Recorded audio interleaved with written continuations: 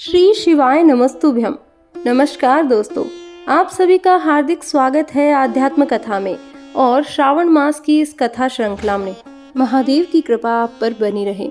कथा को अंत तक जरूर सुने। ब्रह्मा के मानस पुत्र प्रजापति दक्ष अत्यंत यशस्वी, ज्ञानी और यज्ञकर्ता थे, परंतु उनमें एक दोष था, अहंकार। दक्ष की कन्या सती बचपन से ही भगवान शंकर की परम भक्त थी। उनकी तपस्या, भक्ति और शिव के प्रति समर्पण से ही शिव ने उन्हें अर्धांगिनी के रूप में स्वीकार किया।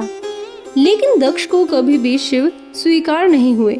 उनकी दृष्टि में शिव अघोरी थे, शमशानवासी थे, मुंडमालधारी थे। वो उन्हें कोई देवता नहीं मानते थे। परंतु सती ने जब विवाह का निर्णय लिया तो दक्ष अपनी इच्छा के विरुद्ध यह संबंध स्वीकार करने को विवश हो गए। पर भीतर का वीर और द्वेष समाप्त नहीं हुआ। समय बीता। एक दिन प्रजापति दक्ष ने एक भव्य महायज्ञ का आयोजन किया। उसमें समस्त देवताओं, मुनियों, ब्रह्म ऋषियों को आमंत्रण दिया गया, परंतु भगवान शिव को जानबूझकर आमंत्रित नहीं किया गया। जब कैलाश पर इस यज्ञ की चर्चा पहुंची, माता सती का हृदय बेचैन हो गया।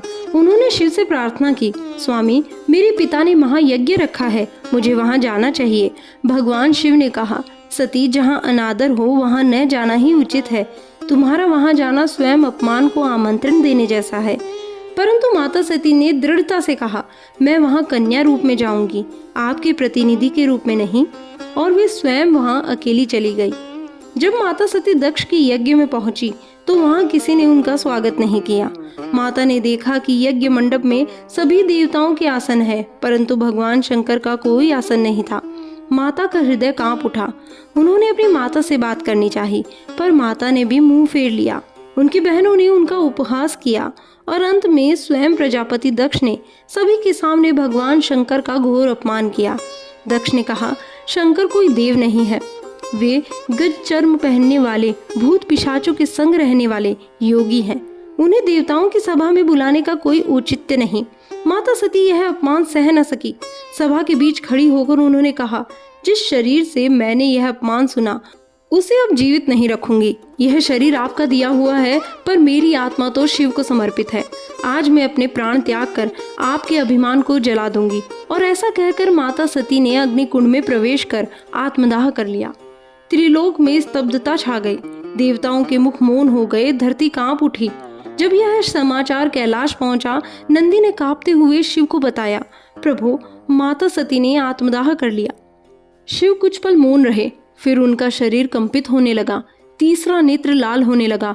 हृदय में पीड़ा और क्रोध का ज्वालामुखी फूट पड़ा। उन्होंने पृथ्वी पर अपनी जटाएं पटकी और वहीं से उत्पन्न हुआ वीरभद्र और साथ में प्रकट हुई भद्रकाली।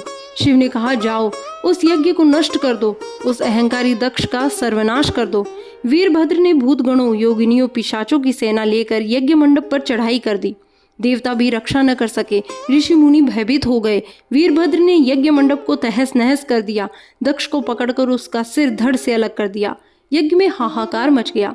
संपूर्ण ब्रह्मांड में एक अराजकता फैल गई। उधर भगवान शिव ने सती का जला हुआ शरीर अपने कंधों पर उठाया और त्रिलोक में घूमने लगे, विलाप करते हुए, क्रोधित होकर। जहां जहां वे चलते धरती कांपती, पर्वत थरथराते, समुद्र उफान मारते। यह प्रलयंकारी तांडव था। संपूर्ण सृष्टि का संतुलन बिगड़ चुका था। देवताओं ने भगवान विष्णु से प्रार्थना की, प्रभु, शिव इस प्रकार पूरे ब्रह्मांड को नष्ट कर देंगे, आप ही कुछ कीजिए। भगवान विष्णु ने सुदर्शन चक्र चलाया और माता सती के शरीर को टुकड़ों में विभाजित कर दिया। जहां जहां वे अंग गिरे वहां वहां बने शक्तिपीठ। इस प्रकार तांडव शांत हुआ। शिव अंततः हिमालय में जाकर गहन समाधि में लीन हो गए। इस कथा में केवल क्रोध नहीं है, यह स्वाभिमान और प्रेम की पराकाष्ठा है।